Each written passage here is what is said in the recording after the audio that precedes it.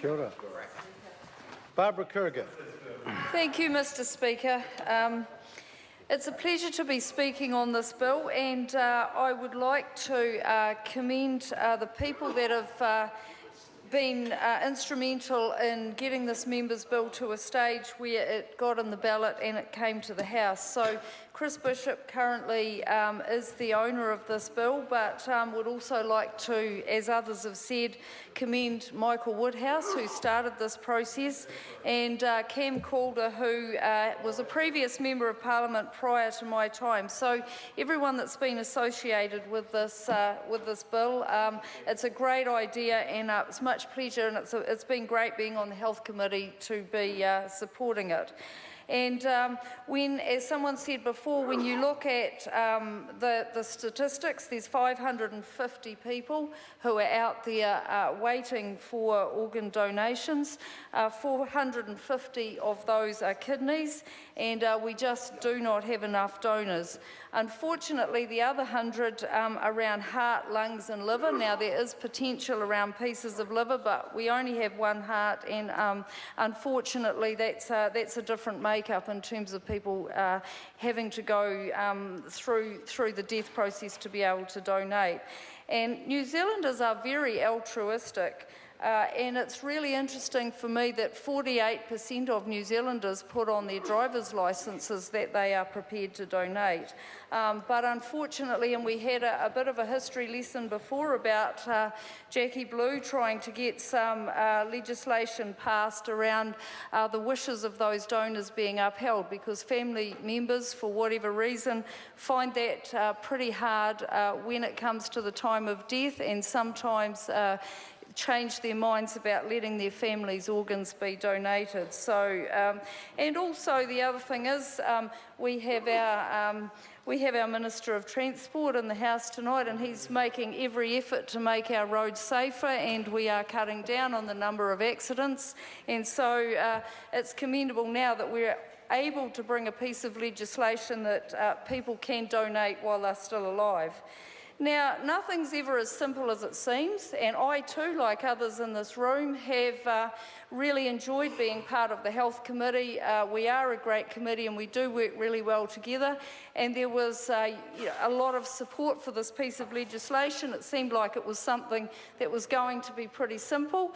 I would like to thank Chris Bishop for his patience, because sometimes what seems simple actually takes a lot more time than what it first appears, and it was a matter of going through the process and seeing what other pieces of legislation might be affected by this, and all the what-if questions. And you know, really, it's all about removing the financial barriers. It's not about paying people for their organs, but it's about removing the financial constraints that can get in their way. So there's a lot of people that would probably dearly love to give a kidney to a parent or a sister or an auntie, or even to give it to someone who's completely unrelated, but unfortunately, due to their financial circumstances, they're not able to do so. So it's not a silver bullet, but it is a small and significant change to how we encourage organ donation in New Zealand. So we did spend quite a bit of time talking about the level of income. We talked about the 80%, which was recommended in the bill as it was introduced. But we felt that as someone was making an effort to do this, unless we had it at 100%, they were really going to end up being out of pocket, and it was going to limit the number of people who would come forward, because 20% of your income is still 20% of your income, and this is a really quite a brave thing to do. So the United Kingdom, where we looked, had a core policy of cost neutrality, and that was the idea of donating that should be neither a financial advantage or a financial disadvantage. So the idea of 100% went down well. The responsibility of the bill, we now have moved the responsibility for administering the legislation from the Ministry of Social Development to the Director General at the Ministry of Health, because that was a more appropriate place to put it. It is a piece of health legislation, and so it was really critical that we had it in the right place. And we've also recommended future-proofing the bill to allow, by order in council, a regulation declaring the type of human organ that will be a qualifying organ, because who knows, as we make scientific and health breakthroughs, what other organs may fall into the category and may be able to be donated into the future. And so while at the moment kidney and liver transplants are the only types of live donor organ transplants that are carried out in New Zealand, we don't know what the future's going to hold, but we do know how long legislation takes sometimes, and we do know that when we try to change things, it's not that simple. So it was best that we did it this other way, so that if other possibilities come up, we can certainly be in a place to have an opportunity to change that. We also, the eligibility, we recommended defining a qualifying donor as a person who will lawfully donate an organ to a person undergoing transplant surgery in New Zealand and will forego earnings while recuperating. So the other thing we thought that it was really prudent to do was we recommended that any new entitlements be backdated to the date that the bill receives the royal assent. Otherwise, there might be a risk that people who are intending to donate organs would defer the procedure until they became eligible. It could both delay urgent transplants, and it could complicate the management of the elective surgery by DHBs. We also are looking to change the title, so we're recommending, rather than we use the word financial, we're talking about compensation for live organ donors. So that actually reflects on the fact that it is compensation. It's actually not a financial payment. It's actually compensation for income that they're going to lose on the way. So there's been extensive consultation. It's been before the Health Committee for 12 months, and it's undergone significant review. The Health Committee received 110 written submissions, 4 supplementary written submissions and 14 oral submissions on the bill.